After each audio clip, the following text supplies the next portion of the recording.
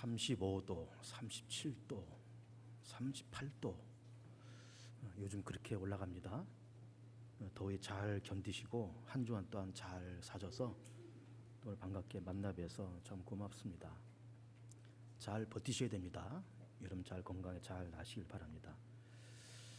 휴가철이 되어서 아마 교우들이 또 시골로 또 휴가지로 이렇게 떠난 가정들이 여러 가정들이 있는 걸로 알고 있습니다. 편안하게 잘 쉬었다가 또 그렇게 오시면 좋겠습니다. 요 근래 우리 성도들께서는 그 예레미야서를 아마 열심히 읽고 계실 겁니다. 아마 이번 주간까지 예레미야를 읽고 예레미야 애가까지 읽으셔야 될 겁니다. 세상의 역사는 주전과 주후로 이렇게 나눕니다. 주전을 우리는 그 전에 기원전 그랬죠. 그리고 BC라고 또 기원 후는 주후라 그러기도 하고 AD라고 그러기도 하고 그렇습니다. 이 BC와 AD는 어떻게 나누는가 하면은 BC란 말은 before Christ, 그리스도 전이란 말입니다. AD란 말은 라틴어로 아노 도미란 말이고 영어로 말하면은 after Lord란 말이에요. 그래서 주후란 말입니다. 예수 그리스도의 탄생을 AD 1년으로 딱 잡고 이게 주전, 주후 이렇게 나눈 겁니다. 그래서 우리 이제 그 전에 학교 다닐 때 이게 수평선 그래프를 이렇게 보면 이제 0을 중심으로 해서 이제 마이너스가 있잖아요. 마이너스 10, 마이너스 5, 마이너스 1, 그 다음에 0, 그 다음에 플러스 1, 플러스 2 이렇게 되잖아요. 근데 이 AD와 BC는 BC 2년, BC 1년, 그리고 0년이 있어야 되는데 사실 0년은 없습니다. 0년 없고 곧바로 BC 1년에서 AD 1년으로 이렇게 넘어오는 거예요. 예수님의 탄생을 AD 1년 딱 잡고 그렇게 정한 겁니다. 그래서 0년은 없습니다. 그렇게 해서 BC, AD 이렇게 나누면서 우리는 지금 예레미야 시대를 지금 계속 보고 있습니다. 이스라엘의 연대기를 좀 잘 알면 좋다라는 말씀 여러 번 드렸는데 한번 그 말씀 다시 한번 보도록 하겠습니다. 그 연대기를 한번 좀 띄워 보시기 바랍니다. 자, 됐죠? 이게 이제 BC에 있었던 그런 사건입니다. 여러분 보시기에 맨 왼쪽에 BC 1000년이잖아요. 그 BC 1000년에 이스라엘 왕국이 건국이 되고 초대왕 사울, 그 다음에 다윗, 솔로몬, 르호보암 이렇게 흘러오면서 르호보암 왕 시대에 주전 900년경에 나라가 남부로 갈라졌다 그랬고 북왕조를 일으킨 왕이 여로보암입니다. 그러면서 이 900년경에 분립된 이스라엘 나라가 이렇게 쭉 흘러가면서 북왕조는 721년에 아수르의 공격을 받으면서 함락됩니다. 그리고 북왕조를 무너뜨린 아수르가 한 20년쯤 지나서 한 700년경에 남왕조 유다를 침략해 들어오면서 그때 활동했던 왕이 히스기야 왕이고 그 선지자는 히스기야 그 이사야 그 선지자입니다. 그래서 이제 아수르가 이렇게 쳐들어와서 이렇게 항복해라 선전포고했을 때 그 선전포고문을 들고 이 히스기야 왕이 하나님의 성전에 들어갔다 그랬죠. 그래서 이걸 다 펴놓고 하나님께 기도했더니 응답하시면서 그 다음날 아수르 군대 18만 5천 명이 다 죽었다. 그 말씀 우리가 그동안 본 바가 있습니다. 그러고 나서 시간이 좀 흘러서 이제 하박국 시대가 왔습니다. 그래서 하박국 시대 우리가 지난주 하박국을 본문에서 말씀을 보았습니다. 그러면서 그 유명한 하박국 2장 4절 오직 의인은 믿음으로 말미암아 살리라, 그것이 하박국의 주제고 믿음으로 말미암아 산다는 하는 그 하박국의 그 지론을 사도 바울이 인용해서 로마서 1장 17절에 역시 오직 의인은 믿음으로 말미암아 산다는 그 말씀을 기록을 했습니다. 그러면서 하박국 말씀을 지난주에 보면서 그 믿음을 제가 어떻게 해석했는가 하면은 나와 너 그리고 하나님과 우리를 연결하는 묶는 어떤 긍정적인 끈, 이것이 믿음이다 그렇게 얘기를 했고, 그렇게 한때는 아수르의 공격을 받고 조만간 또 바벨론의 공격을 받는 어수선한 그런 유다의 상황이지만은 이럴 때일수록 믿음을 갖자, 하나님과 우리를 연결시키는 긍정적인 끈을 갖자, 그러면 산다. 이것이 이제 하박국 선지자의 지론이었다, 이런 말씀을 드렸습니다. 그리고 시간이 흘러서 586년 바벨론이 쳐들어온 그때를 임박해서 예레미야가 활동을 합니다. 그러면서 예레미야 본인은 586년도에 있는 바벨론 침략의 전쟁을 몸소 경험하고 목격하고 본인 스스로가 포로로 잡혀갔던 그런 경험이 있고 나중에 석방됩니다. 그리고 586년 전쟁이 임할 때 우리 성경에 나오는 에스겔, 다니엘 이런 사람들도 다 포로로 끌려갔던 그런 사람들이에요. 이거 우리가 그동안 몇 번 본 바 있고 지난주에 본 말씀에 하박국과 이사야 말씀을 추가해서 지금 보여드린 겁니다. 이제 내려도 되겠습니다.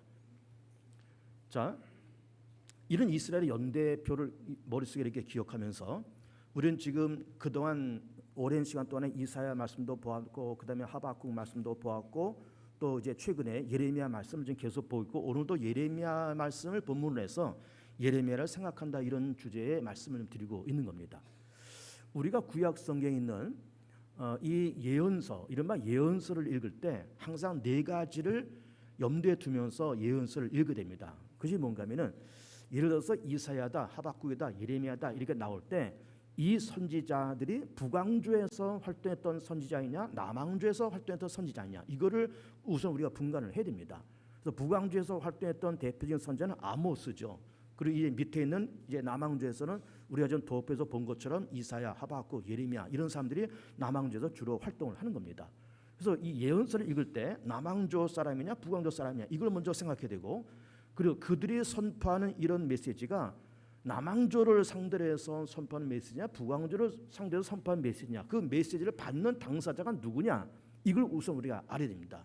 그러면서 그렇게 선포하는 사람들이 남왕조에서 활동하는 사람들이 남왕조만 상대로 해서 선포하는 것만이 아니고 북왕조도 선포하고 또 북왕조에서 활동하는 선자가 북왕조 사람들만을 위해서 선포하는 것이 아니라 남왕조를 위해서 선포하고 때로는 바벨론에게 선포도 하고 혹은 아수르를 향해서 선포도 하고 그렇게 선포의 대상이 이렇게 다양하게 나오고 있다라는 것을 볼 수가 있어요. 그래서 첫 번째는 이 사람들이 남왕조 출신이냐 북왕조 출신이냐 이 사람들이 선포하는 메시지가 누구를 향해서 하는 선포냐 이걸 우리가 분간을 해야 되고 또 그렇게 말씀을 선포했을 때의 역사적인 배경이 뭐냐 이걸 우리가 알아야 됩니다. 역사적인 배경 우리가 그전에 봤던 이사야 말씀도 그 북왕조를 침략한 아수르가 선전포고를 보낼 때 활동했던 선지자잖아요.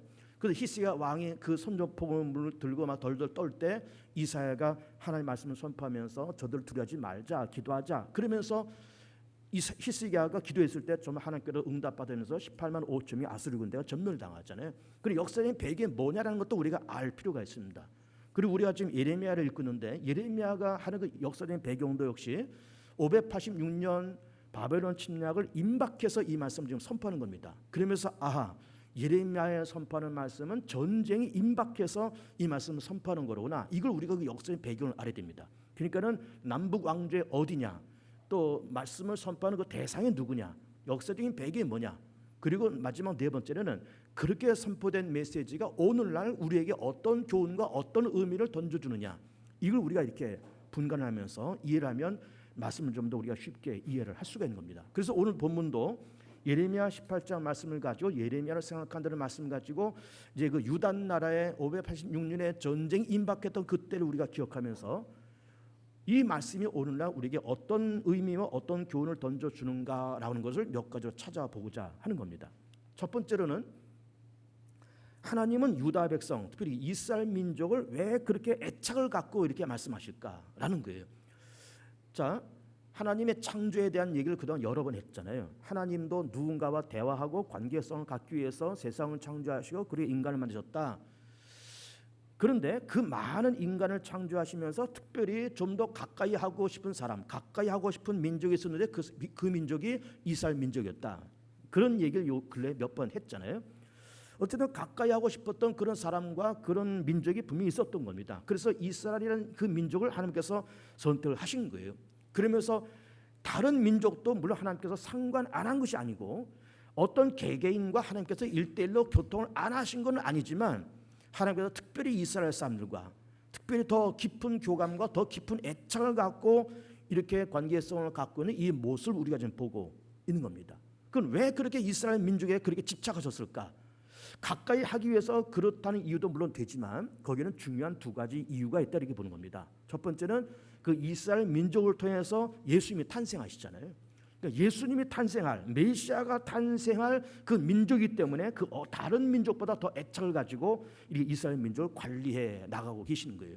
그 두 번째 이유는 이스라엘 민족은 남다른 사명과 남다른 책임이 있는 그런 민족인 겁니다. 하나님의 살아계심과 하나님의 전지전능함을 온 인류에게 전파해야 될 책임과 의무와 사명이 있는 그 중간 역할을 감당해야 될 굉장히 중요한 역할의 그런 위치에 있는 나라가 바로 이스라엘 나라였던 겁니다. 그래서 이 이스라엘 나라는 망해도 안 되고 타락해도 안 되고 하나님께서 주신 그 사명을 망각해도 안 되는 거예요. 그런데 이 이스라엘 민족이 타락하잖아요. 그들의 사명을 망각하잖아요. 그래서 그 망각하고 타락해가는 사명을 잃어버리고 있는 이 이스라엘 민족과 유다 민족을 깨우치고 정신 차리게 만들고 새롭게 만들기 위한 차원으로서 북왕조는 아수르에 의해서 남왕조는 바벨론에 의해서 침략을 당하고 여러 가지 어려움을 그렇게 당했던 겁니다. 그러면서 그런 호된 전쟁을 만나면서 정신 차려, 유다 정신 차려, 깨달아. 그리고 이 고통이 그냥 고통으로만 끝나는 것이 아니라 이 고통을 지나고 난 다음에 너희들이 정금같이 나올 거야 라는 메시지를 그렇게 주셨던 겁니다. 그래서 두 번째 넘어오면, 그래서 하나님께서 한때는 이사야를 보내시고 또 중간에 하박국도 보내시고 또 지금은 예레미야를 586년 전쟁 임박해서 그렇게 보내는 겁니다. 그러면서 우리는 예레미야서를 1장부터 끝장까지 쭉 지금 보고 있는 그런 과정 속에 있으면서 예레미야가 힘주어 말하고 있는 그 지론이 뭔가 하면은, 자, 바벨론이 지금 쳐들어오는데 이거는 우리가 타락하고 우리의 사명을 감당하지 못한 것에 대한 하나님의 징계다. 이미 하나님께서 징계를 결정하시고 바벨론을 도구 삼아서 우리를 때리고 계시는 건데, 우리가 정신 차리고 정말 우리가 깨닫고 정말 정금같이 나오기 위한 하나님의 어떤 방법과 하나님의 수단이니까 이 전쟁을 우리가 피하지 말자는 겁니다. 그리고 이 전쟁에 항복하자는 겁니다. 바벨론에 항복하자는 겁니다. 이것이 하나님의 뜻이니까 여기 저항하지 말고 그대로 이거를 받아들이자는 겁니다. 이걸 현실로 받아들이자는 거예요. 전쟁 현실로, 이 아픔 현실로, 이 고통을 현실로 받아들이자는 거예요. 그래서 여러분 우리가 18장을 좀 봤지만은 18장을 뭘 껴놓으시고 21장을 한번 넘어와 보세요. 21장 넘어오면 21장 9절 봅니다. 21장 9절 보면, 이 성읍에 사는 자는 칼과 기근과 전염병에 죽으려니와 너희를 애워싼 갈대아인에게, 갈대아인은 바벨론을 얘기합니다. 갈대인에게 나가서 항복하는 자는 살 것이나, 이렇게 돼 있어요. 그러니까 예레미야가 힘주어 말하는 지론이 뭔가 하면은 이 전쟁을 현실로 받아들이자. 그리고 항복하자. 포로로 끌고 가면 끌려가자.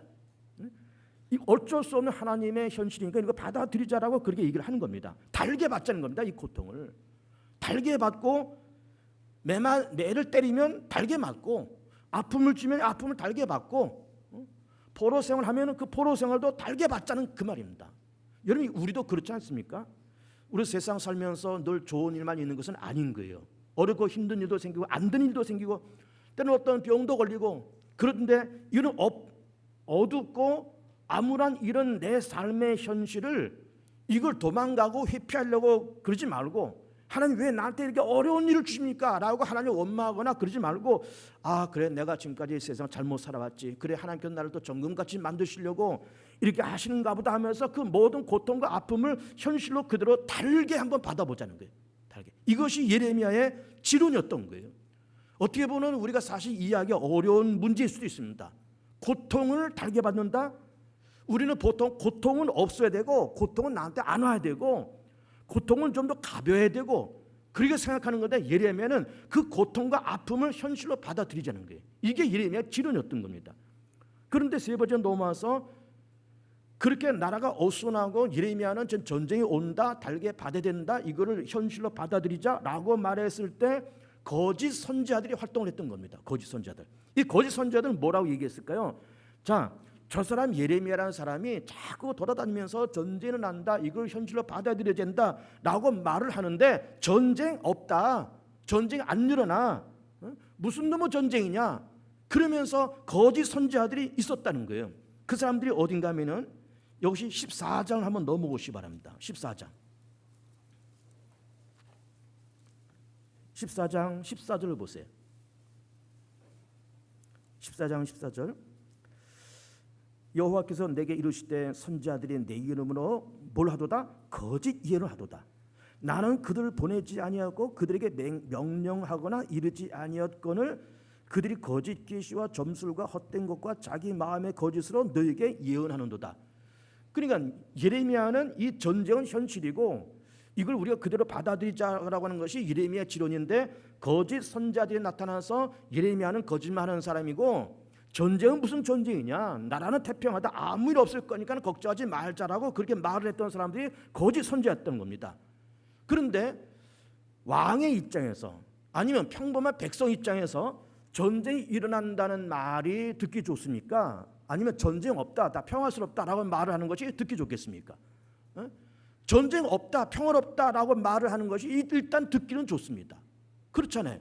만약에 전쟁이 있다 그러면은 이 왕은 참 피곤한 겁니다. 전쟁 준비해야 되죠. 군대 징집해야 되죠. 훈련시켜야 되죠. 또 여러 작전을 짜야 되죠. 그러면 전쟁을 1년, 2년 하면 이것도 나라가 어선하게 되죠.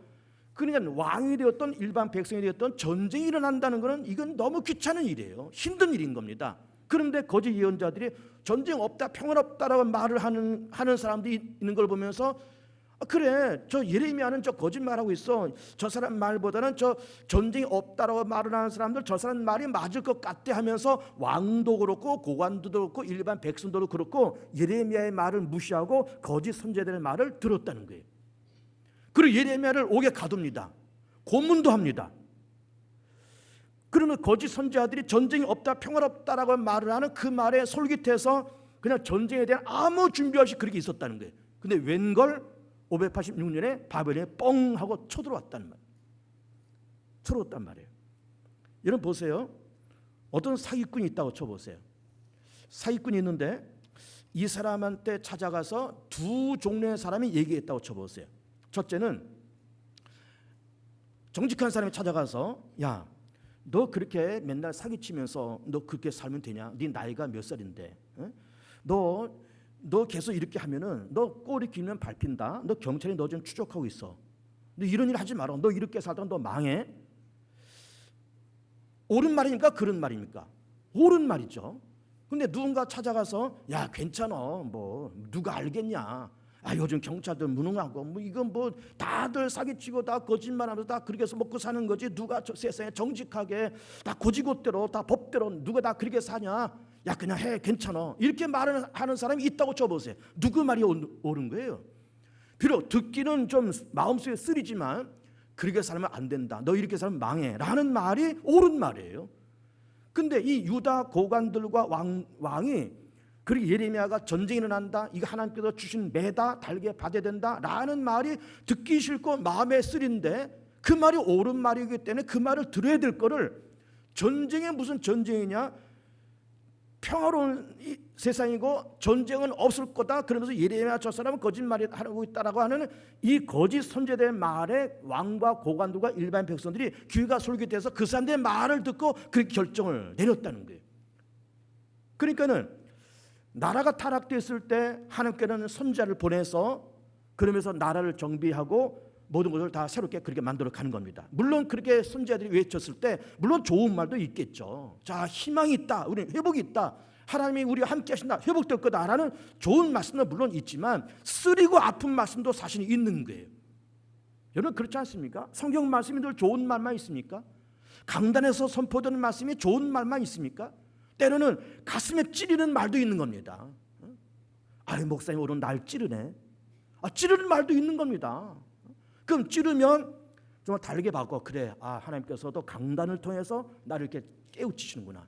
하나님께서 목사님의 입을 통해서 나를 또 깨우치시는구나. 그러면 그걸 깨닫고 자성하고 반성하고 그러면 될 걸.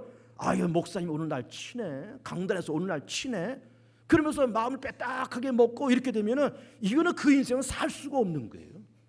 그러니까는 하나님의 말씀이 좋은 말씀이 있겠습니까? 어렵고 힘든 말씀도 있고 속에 쓰린 말씀도 있지만 하나님 받겠습니다, 그렇게 하겠습니다 라고 그 말씀 앞에 내가 굴복하고 그러면서 정말로 하나님 앞에 딱 항복하고 쓴 것도 힘든 것도 현실로 받아들이면 그 인생에 사는 건데 그냥 뭐 좋은 것만 쫓아다니고 듣기 좋은 말만 쫓아다니고 가문 이설에만 귀를 기울이고 쫓아다닌다 그러면은 그 인생은 잘할 수가 없는 거예요.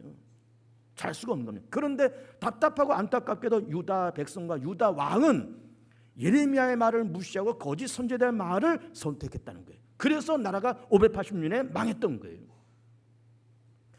네 번째로는 하나님께서 예레미야에게 토기장이를 한번 찾아가라는 겁니다. 여러분, 토기장이가 뭡니까? 진흙을 가지고 그릇을 만드는 사람들이에요. 이 진흙을 이겨서 굴림판에 올려서 이거를 수백만 원 내지는 수천만 원 하는 고급 도자기를 만들 수도 있고, 아니면 뭐 2,000원, 3,000원 하는 막 쓰는 설렁탕 담아 먹는 그냥 뚝배기도 만들 수 있는 겁니다. 토기장의 집에 한번 가보라는 겁니다. 그러면서 토기장에게 이거 반죽을 해서 이 흙덩어리를 반죽해서 때로는 뭐 좋은 것도 만들고 또 2, 3천 원짜리 막 쓰는 그릇도 만들다가 마음에 안 들면 그냥 깨버리기도 하고, 그런 걸 보여주시면서 자 봐라, 이 세상의 흥망성쇠와 생사화복을 주관하는 분은 바로 나다. 너희들이 지금 언젠가는 아수르의 침략을 받아서 한 번 어려움을 만났고 조만간 바벨론 침략받아서 지금 어려움을 만나고 있는데, 이 전쟁을 일으키고 이 전쟁을 막는 그 주체자가 누군 줄 아냐? 바로 나다. 이스라엘 나라, 유다 나라, 이 나라의 운명을 잡고 있는 자가 누구인 줄 아냐? 바로 나다. 이걸 깨닫게 하시려고 예레미야를 토기장의 집으로 보냈던 겁니다. 그 말씀이 어디 나온가는 18장입니다. 오늘 읽은 18장에 한번 보세요. 18장 말씀, 18장 1절 봅니다. 아까 5절 읽었지만 1절부터 다시 보겠습니다. 여호와께로부터 예레미야에게 임한 말씀에 이르시되 너는 일어나 토기장의 집으로 내려가라. 내가 거기에서 내 말을 네게 들려주리라 하시기로 내가 토기장의 집으로 내려가서 본즉 그가 농로로 일을 하는데, 농로 그 굴림판입니다. 거기서 일을 하는데 진흙으로 만든 그릇이 토기장의 손에서 터짐에 그것으로 자기 의견에 좋은 대로 다른 것을 만들더라. 그래서 6절에 여호와의 말씀이라 이스라엘 족속아 이 토기장이가 하는 것까지 내가 능히 너희에게 행하지 못하겠느냐? 이스라엘 족속아 진흙이 토기장의 손에 있음같이 너희가 내 손에 있느니라, 이렇게 말씀하셨던 거예요. 토기장이가 반죽을 쭈물떡쭈물떡거려서 이것도 만들고 저것도 만들고 안 되면 깨버리기도 하고 그러듯이 너희 이스라엘 나라의 운명이 내 손에 있다, 이 말이에요. 이걸 고백해 보라는 거예요. 이걸 깨달아 보라는 겁니다. 이걸 네 입으로 시인해 보라는 거예요. 여러분 보세요. 우리가 그동안 신앙생활을 어지간히 해왔습니다. 모태로부터 예수를 믿었던 분들은 벌써 수십 년 동안 예수 믿고 수십 년 동안 교회를 다니는 거예요. 우리가 그동안 개봉중학교에 등록해서 소리집사도 했고, 처음에 원익교인, 그 다음에 소리집사도 했고, 그 다음에 항종지도 되고, 그 다음에 또 뭐 장로도 되고, 또 어떤 사람은 신학 공부해서 또 주의 길을 걷기도 하고. 그래서 우리는 교회생활, 이른바 신앙생활을 어지간히 해오면서 결국 신앙생활의 마지막은 뭔가 하면은 하나님이요, 세상의 흥망성쇠와 세상의 생사화복과 세상의 시간과 공간을 주관하는 분은 전능하신 하나님이시고, 우리를 죄와 사함에서 건지실 분은 오직 예수 그리스도이십니다 라고 하는 이 고백이 우리 신앙생활의 마지막 고백이에요. 가장 중요한 고백이죠. 가장 중요한 고백입니다. 이거를 발견해 보라는 겁니다. 너희 운명이 어딘지 아느냐? 바벨론이 와서 뭐 전쟁하고 바벨론이 쳐들어와서 바벨론 지금 이렇게 만들어가는 줄 아느냐? 너희 왕들이 그렇게 하는 줄 아느냐? 아니다. 이 나라의 운명은 내 손에 있어.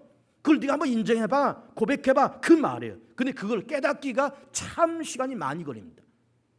조금 전에 말씀드렸잖아요. 신앙생활의 마지막은 세상의 흥망성쇠와 생사화복을 주관하시는 분은 전능하신 하나님이시요 우리 죄와 사함에서 건지실 분은 하나님의 아들 예수 그리스도가 우리의 구세주입니다 라고 하는 이 고백이 신앙생활의 마지막인데, 그거를 고백하기가 참 많은 시간이 걸린다, 그 말이에요.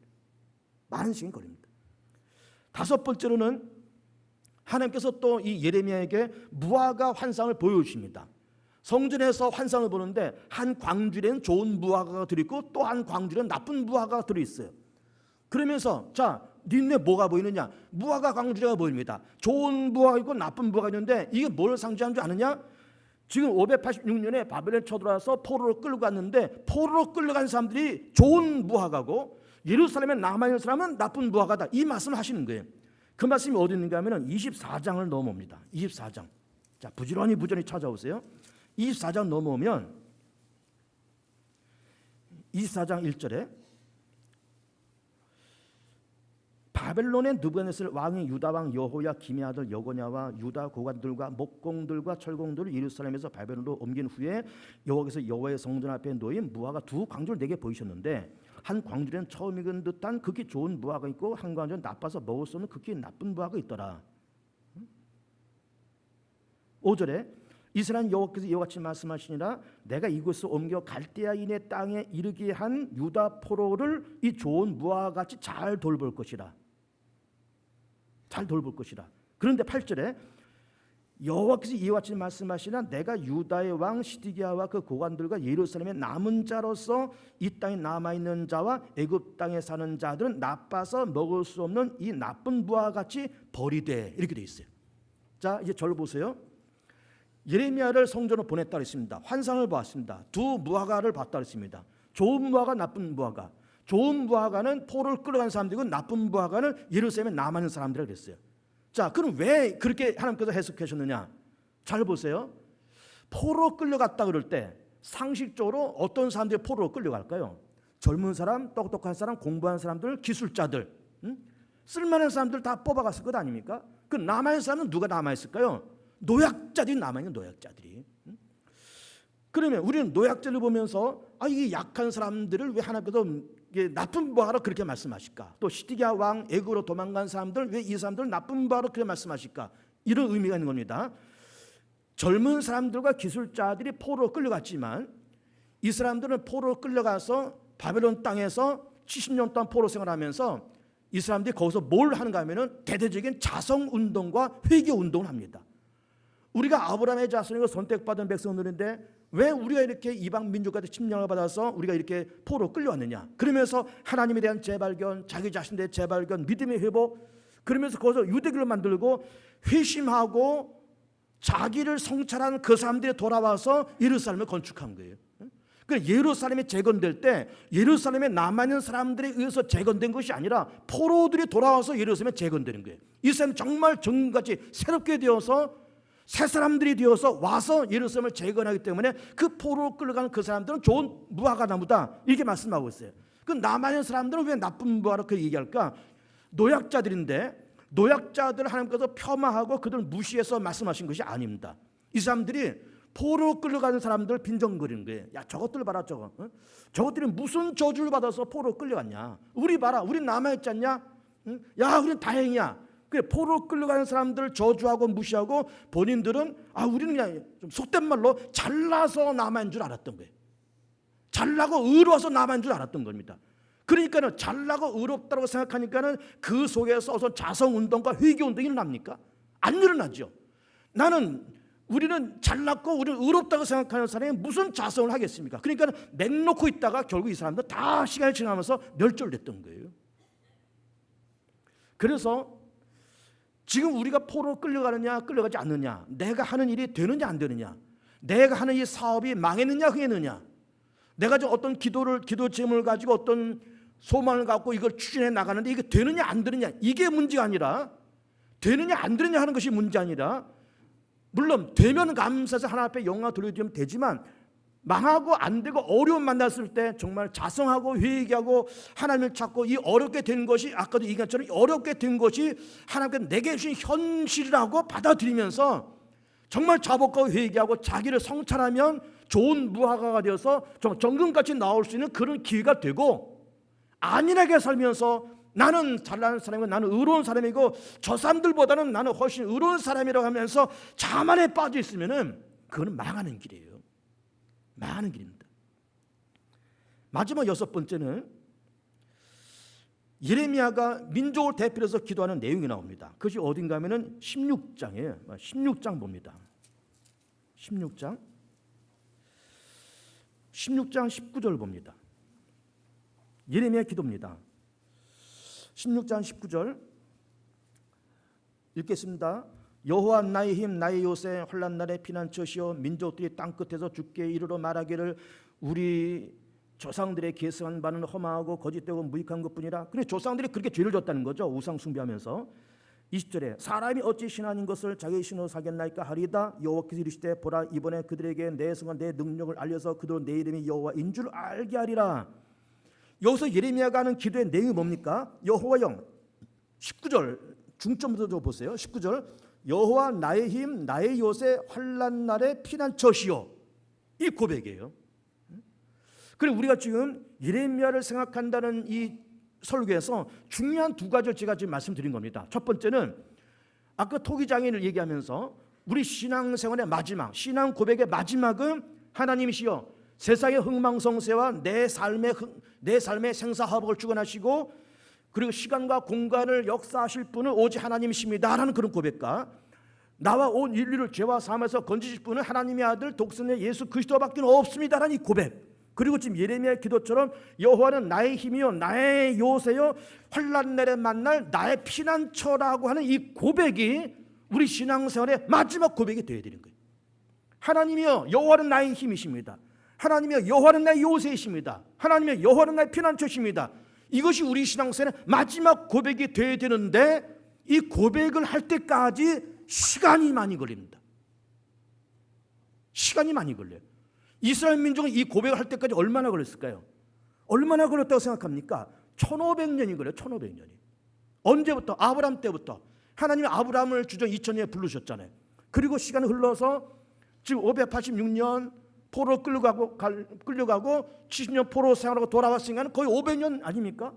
그러면은 아브라함 때에서부터 포로에서 돌아올 때까지 500년까지 1500년이에요. 이스라엘 민족이 여호와여 생사화복을 주관하시고 흥망성쇠를 주관하시는 분은 하나님 당신이요 그리고 여호와는 나의 힘이요 우리의 요새요 우리의 피난처요 라고 이걸 말로 고백할 때까지가 1500년. 1500년. 놀랍지 않습니까? 1500년이고 1500년. 여러분 보세요. 우리는 머리로 인지하는 것이 있습니다. 머리로 인지하는 것, 아는 것, 느낀 것, 깨달은 것, 머릿속에 인지한 것.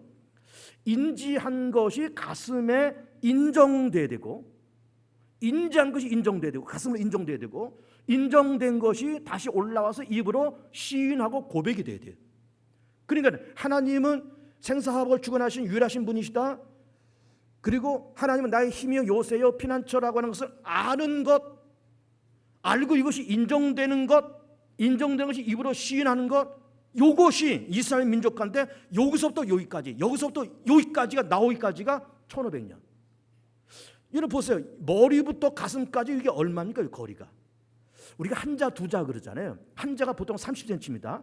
머리부터 가슴까지 보통 한자쯤 되지 않겠습니까? 그럼 한자 가슴에서 입으로 고백할 때까지 가슴에서 입까지 얼마 될까요? 반자 정도 됐죠. 반자. 그러니까 요 한자 반 움직이는데 이스라엘 민족은 1500년이 걸었다. 한자 반 움직이는데. 근데 여러분 우리는 이스라엘 민족을 이렇게 보면서 야, 참 어리석다. 어떻게 한자 반 움직이는데 1500년이 걸릴까? 근데 우리도 마찬가지입니다. 우리도 보세요. 우리의 부부가 살잖아요. 그리고 부부간에 또 자식도 태어납니다. 그러면서 부부간에 남편이 아내를 향해서 아내가 남편을 향해서 참 고맙다. 당신이 내 남편인 것이 참 고맙다. 참 사랑한다. 당신은 참 하나님께서 내게 주신 선물이다. 아닙니까? 이거를 인지하고 가슴에 또 이게 인정되고 인정된 것이 입으로 고백하는 것, 이 한자 반 움직이는 것이 어떤 사람은 평생토록 안 됩니다. 우리 대한민국 사람도 대부분 무뚝뚝해서 남자들, 저도 마찬가지입니다만 참 무뚝뚝하고 표현력이 부족해서 고맙고 사랑하고 참 하나님께서 내게 주신 참 귀한 선물이다라는 것을 알지만 이게 인정하기까지가 시간이 많이 걸리고 인정되는 것이 입으로 고백되는 것은 더더욱 시간이 많이 걸려요. 아마 어떤 분들은 대부분 아는 것과 인정하는 것까지는 대부분 어느 정도는 가능합니다. 아, 참 고맙다. 그래, 참 이 못난 남자하고 이렇게 몇십 년 동안 살아주니 참 고맙다. 또 여자도 남자에서 참 이렇게 참 우리 남편 참 이렇게 어려운 요즘 경기도 어려운데 나가서 돈 벌고 사업하는 자 고생 많이 해서 다 이렇게 가정 꾸려나가는 참 고생 많고 참 고맙다. 머릿속에 인지는 가능하고 인정도 어느 정도 할 수 있습니다. 근데 이것이 입으로 고백되는 것은 굉장히 어려워요. 대부분 말을 못합니다. 안 하고 못합니다. 안 하고 못해요. 근데 한자 반의 움직임이 어떤 사람은 죽을 때까지 안 되고 어떤 사람은 평생도 걸리고 한자 반 움직이는데 이게 부부만 그렇겠습니까? 부자간도 그렇죠. 부자간도 자식이 부모를 보면서 어버이날 참 고마워서 어버이날 카네이션도 드리고 뭐 선물도 드리고 다 그럽니다. 그래서 고맙다는 말 아이들은 해요. 근데 부모가 자식을 향해서 고맙다는 생각을 해본 적이 있습니까, 여러분? 부모가 자식을 향해서 아유 저거 원수, 그런 말을 우리가 쉽게 하지만 정말 자식을 보면서 고맙다, 너 참 잘 커져서 고맙다, 너 내 아들인 것이 너무 고맙다, 너 내 딸인 것이 너무 고맙다라고 말해본 적 있습니까? 이것도 거의 말을 못합니다. 안 하고 못합니다. 그런데 정말 자식을 보면서 고맙다라고 인지되고 인정되고 이게 입으로 시인할 때까지 부부간에도 그렇고 부자간에도 그렇고 이게 이 한자 반 움직이는 것이 수십 년도 걸리고 어떤 사람이 이걸 평생도록 못하다가 세상 떠날 수도 있습니다. 평생도록.